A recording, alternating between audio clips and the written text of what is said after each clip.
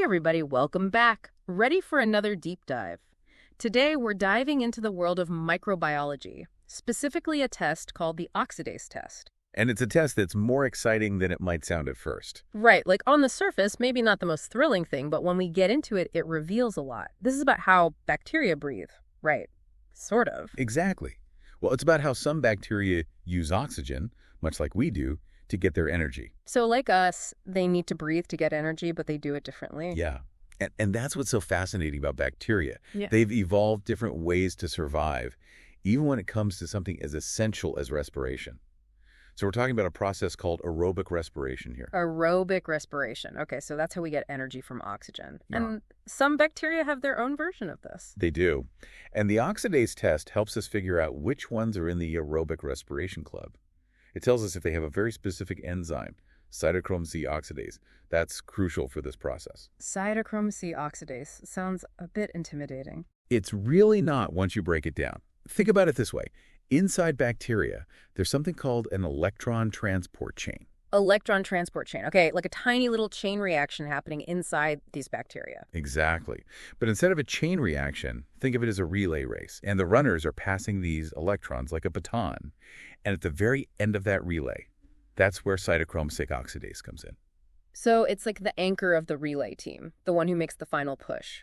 Exactly. Cytochrome C oxidase takes those electrons and passes them to the final acceptor oxygen. That final exchange is what allows certain bacteria to use oxygen for energy. Wow. Okay, so that little enzyme is a big deal for these bacteria. Huge. Without it, they wouldn't be able to use oxygen as efficiently, and that's where the oxidase test comes in. It's basically a way for us to see if they have that star player on their team. Okay, so walk us through this. How does this test actually work? What do you do in the lab? You'd be surprised how straightforward it is. You take your bacteria sample, it could be anything really, and then you add a few drops of this special reagent. Reagent, like a chemical. Yeah, exactly. It's called 9-hydrin. And here's where the magic happens. If those bacteria have cytochrome C oxidase, the reagent reacts with it, and the sample changes color. Whoa, really? It just changes color right in front of you. Yeah, turns a really striking dark purple. It's pretty cool to see. So that's how you know they can breathe oxygen. They basically wave a little purple flag. Exactly. No color change, and we're looking at a bacterium that either doesn't rely on oxygen as much or uses a different pathway for energy. So two different survival strategies in the bacterial world just revealed by this color change. That's so cool. Yeah. But I imagine knowing this isn't just some fun fact, right? It actually has real-world implications. Oh, absolutely. I mean, think about it. The way bacteria generate energy has huge implications for how we understand them, how we treat infections, everything. Right, because if you know how they survive, you know how to stop them. Exactly. Like take Pseudomonas aeruginosa, for instance. Pseudomonas aeruginosa. Okay, that one rings a bell. Isn't that one of those nasty bacteria that cause infections, especially in hospitals? You got it. It's a big one for hospital-acquired infections. And when you do the oxidase test on Pseudomonas aeruginosa, guess what? Deep purple. Deep, dramatic purple. It's a classic example of an oxidase-positive bacterium. Needs its oxygen. So that tells doctors that they have to be really careful about keeping things sterile. Right? Absolutely. Knowing how it breathes is crucial for knowing how to control it. Wow, okay. So let's say you have another bacterium, maybe not as fond of oxygen. What then? Perfect example, E. coli. You know, that one that can sometimes cause those food poisoning issues. E. coli, yep, I've heard of that one. Right. So you do the oxidase test on E. coli, and it's a completely different story. No dramatic color change, or if there is, it's super weak and takes forever. So not as much of an oxygen enthusiast. Not really. E. coli can use oxygen, but it's more of a facultative anaerobe. Means it can switch it up, survive with or without oxygen. It's all about adapting. So it's like having backup generators just in case the oxygen runs out. Precisely. And that's why understanding these different respiration strategies is so crucial for things like treating infections. You don't want to go after an E. coli infection the same way you would Pseudomonas aeruginosa, you know. Makes sense. You gotta know your enemy. But this is where it gets even more interesting, right? Knowing which bacteria love oxygen and which don't, I mean, that's going to be a game changer. Totally. Like imagine you're a detective, right? And you walk into a crime scene. You need to know everything you can about the perpetrator, how they operate, their MO. The oxidase test, that's like getting a crucial piece of that puzzle. It's like finding their fingerprints, but instead of fingerprints, it's how they breathe. Exactly. And just like those fingerprints can crack a case wide open, Knowing a bacterium's oxidase status can completely change how we approach it. But there's a catch, a bit of a plot twist in our microbiology mystery here. Remember how we said the test relies on that color-changing reagent? Yeah, the 9-hydrin stuff. Right. Well, it's not exactly a gentle interrogation technique. Think of it this way. The bacteria spill their secrets about how they breathe, but at a cost. Oh, what cost? The test itself, it actually kills the bacteria. They do, yeah. They kind of give up their secrets, but it's a one-time deal. They don't survive the interrogation, so to speak. That's kind of dark. So you're saying once you do the oxidase test, that's it for that particular sample? Pretty much. It's like using the last match to light a crucial piece of evidence. You get your answer, but you can't exactly go back and rerun the test. Makes sense, I guess. So timing is everything in the lab. You got it. Especially if you need to do other tests on that same sample. So it's not just about, can this bacteria use oxygen? It's also, how do we get this information without destroying the evidence kind of thing? Exactly. And that's something microbiologists have to be really mindful of. But even though the test is kind of a one-and-done thing, it's still incredibly valuable, especially in settings where speed is key. Like a hospital, for example. Exactly. When you're trying to diagnose an infection, you need answers fast. Right.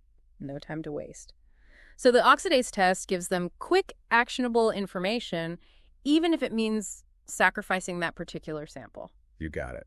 Plus, another great thing about the oxidase test is its simplicity. Simplicity. I mean, it sounds pretty simple to me. Just a few drops and bam, color change. Well, that simplicity is actually a big deal in the world of microbiology. Think about it. Not every lab has access to fancy high-tech equipment. Ah, right. Not all labs are created equal. Exactly. But the oxidase test, you just need some basic reagents, maybe a petri dish. It's accessible. You can do it pretty much anywhere. So it's like the trusty old hammer of microbiology. Simple, reliable, gets the job done. That's a great way to put it. But don't let that fool you. Even though it's simple, the information we get from it is super important. We're talking about understanding a fundamental aspect of a bacterium's life, how it gets its energy. And that has implications for everything. From treatment to prevention to even just understanding how these microorganisms exist in the world. You got it. It's all connected. Like take wound care, for instance. The oxidase test can be incredibly helpful in figuring out the best way to treat a wound, especially in a hospital where infections are a big concern. So like different treatments depending on whether the bacteria are oxygen levels or not. Exactly. Knowing how they breathe helps you target them more effectively. It's like tailoring your strategy to the enemy. Fascinating. But I keep thinking back to that point about the test killing the bacteria. It's kind of intense. Yeah, it definitely highlights how important timing is in the lab. But there's another interesting detail here, the speed of the color change. That can tell us something too. Oh, really? So it's not just about if it changes color, but also how fast it does it. Exactly. Like with our friend Pseudomonas aeruginosa, that one that loves oxygen. It usually turns purple super fast. Like it can't wait to show you its true colors. Exactly, a very enthusiastic oxygen user. But then you have others, where the color change might be super slow or really weak. Which tells you that maybe they can use oxygen, but it's not their favorite way to get energy. Or maybe they don't have as much of that cytochrome oxidase enzyme. It's like they're dragging their feet to reveal their secrets because they've got nothing to brag about. That's one way to put it. It's amazing how much information we can get from one simple test, right? It's like a whole world of information hidden in a little color change. But we've talked a lot about the how of the oxidase test. What about the why? Why should people even care about this? It is amazing, isn't it? How something so seemingly simple can open up so many doors in the world of science. It really is. But it makes you think, why does this even matter? Like, it's cool and all, but what's the bigger picture here? That's the question, right? Why should anyone care about this little oxidase test? Well, for starters, think about antibiotic resistance. Big problem these days, right? It's huge. It feels like we hear about superbugs all the time. Exactly. And the oxidase test, even though it seems simple, can actually help us combat that in a way. Really? How so? Because by understanding how bacteria breathe, how they use oxygen, we can develop more targeted treatments. So instead of just hitting them with whatever antibiotics we have, we can be more strategic. Precisely. We can figure out which antibiotics will work best based on their specific way of getting energy. It's like if you know your enemy's weakness, you can exploit it. Makes sense. So it's about working smarter, not harder, even when it comes to something as tiny as bacteria. Absolutely. And it's not just about treatment either. Think about prevention.